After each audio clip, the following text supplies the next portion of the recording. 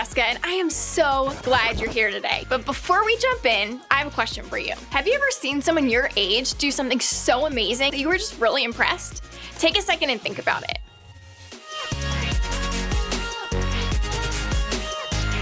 Okay, I know you got something. Keep it in your brain. I asked a few middle schoolers to tell me some of the amazing and unexpected things that they've seen, and I want you to check out what they said.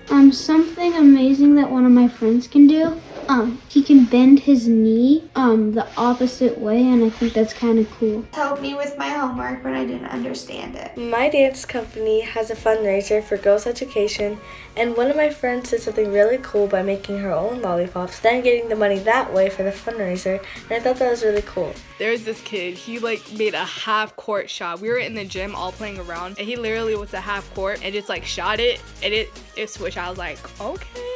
I wish I could see all of those amazing things myself. Those are some amazing examples. There's just something about seeing someone who's super young do something incredible, because sometimes we don't always expect really young people to be able to do such incredible things. And that's what I want to talk about today. We're going to talk about some of the ways that we feel held back simply because we're, well, young. I know there have been plenty of times in my life where I felt a little looked down on because of my age, especially when I was in middle school. When I was in middle school, all of my friends started getting phones, and they would all have group chats and text each other, and I was the only one who didn't have a phone. My dad said that I was too young to have a phone. I had to wait until the end of 7th grade until I was allowed to have a phone. I'm sure you felt too young in some ways too. Maybe you even feel that way right now. In fact, before we go on, I want you to think of an area of your life where you feel too young, or someone tells you that you are too young. Maybe you've been told that you're too young to watch the movie that your older siblings are watching. Maybe you're too young, like me, to have a phone or social media accounts. Maybe you're not old enough to decide what classes you're gonna take, or what time your curfew is, or when you'll get to date. Maybe you're too young to choose if you want to go to church, or what you'll have for dinner, or how you want to spend your time. Sure, you might feel like you're old enough to do those things or make those choices. But the rest of the world?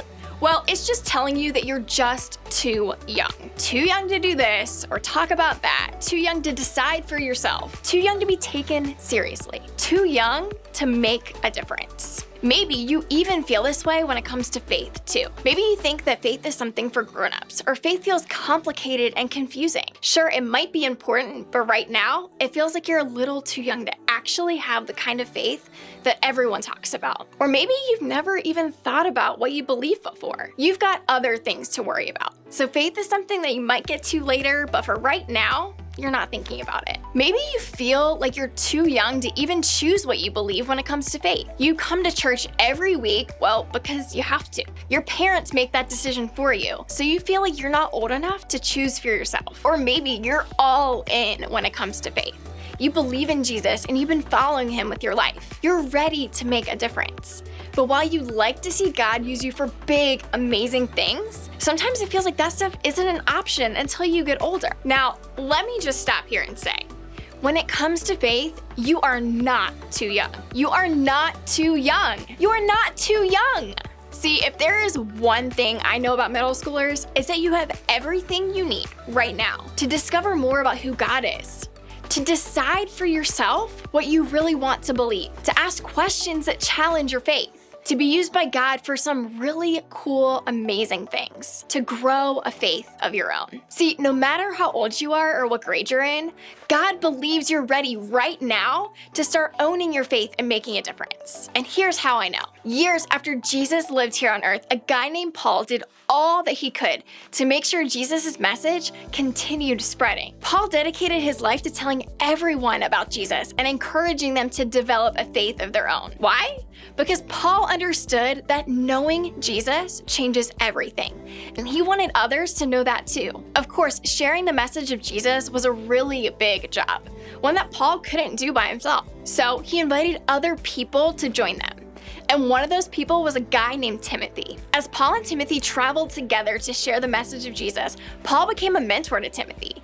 He encouraged and instructed him as a leader, both when they were together and when they weren't. Since texting and DMs weren't quite a thing back then, Paul wrote letters to Timothy to support and guide him in his work when they weren't together. We all know this because these letters can actually be found in the Bible today. So just as Paul encouraged Timothy to own and grow in his faith as a young leader, his letters can encourage us to do the same. So let's take a look at some of the words Paul wrote to Timothy that I think can help encourage us right now. I remember your genuine faith, for you share the faith that first filled your grandmother Lois and your mother Eunice, and I know that same faith continues strong in you. Paul started by talking about Timothy's genuine faith. Another word for genuine is real. A real faith. Seems like a cool compliment, right? But what does it actually mean? You see, in order to really know if something is genuine, you need to look closely. And that's exactly what Paul did to discover Timothy's real or genuine faith. Everything that Paul saw and heard told him that Timothy had a genuine faith in God. Timothy owned his faith in a real way. And not just that, but Timothy kept growing in his faith, sharing what he was learning about God with others along the way. Paul knew that because of Timothy's faith, there was something big that he could do to make a difference in the world around him right then and there. Timothy didn't have to wait until he was older to start. In fact, he was already doing it. What's also cool is that Paul reminded Timothy of the long line of believers that he came from, the faith that was modeled for him by his grandma and his mom, Lois and Eunice. First of all, how great are those names? And how great would it be to have a Lois or a Eunice in your life? I don't mean just women with epic names. I mean adults in your life who show you what a genuine faith in God really looks like. Maybe you know someone like that already, or maybe you wish you did. But for today, here's what I want you to know about this.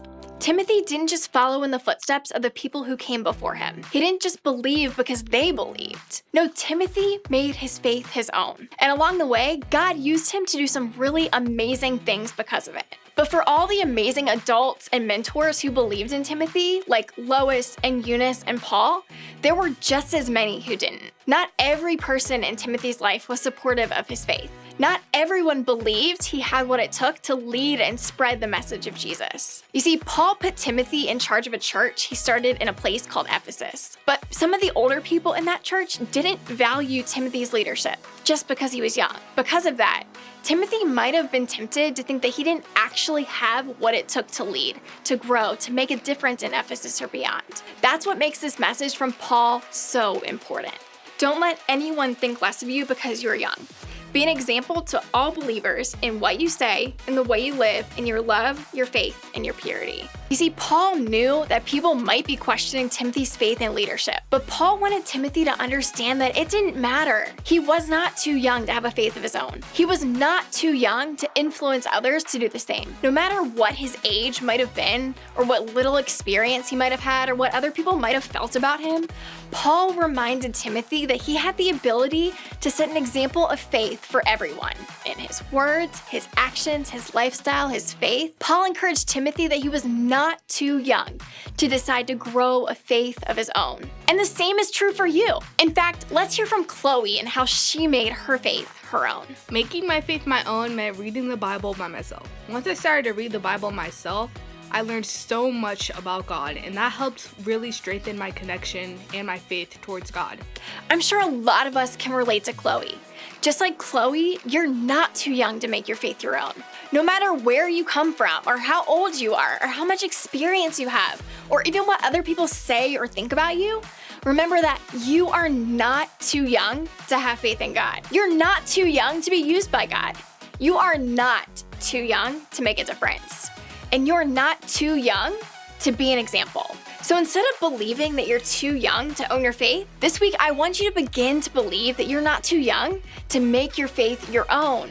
And you can start by trying these two things. The first, be confident in yourself. Make the choice to stop believing that you're too young to own your faith. You are capable of learning and understanding more than you ever have before. You can be ready to make a difference right now. So today, you can decide to make your faith your own, and that starts with simply being confident in yourself. Then, do one thing to grow your faith. Start by asking God to help you grow your faith in one way. Maybe for you, that means choosing a good circle of friends, reading the Bible regularly, thinking about what you watch or listen to, praying for your family, or prioritizing prioritizing going to small group. Or maybe it's simply asking questions about God, or starting a conversation with someone you trust about faith, or just showing up here each week to continue to explore what you believe. Whatever it is, identify just one thing that you can do to grow your faith, and then do it. Take one step to grow that way right now, because even as a middle schooler, you can make your faith your own. So remember, you are not too young to make your faith your own. So believe that. Believe that you are capable of a meaningful, genuine faith that can not only change your life, but can change the lives of others along the way. The best news is that you don't have to do this alone. You have your group and your group leader to help you. Your group leader not only wants to be a model of faith in your life, they want to support you as you figure out what your faith really looks like. Your group is a great place to ask questions and keep this conversation going. You are not too young.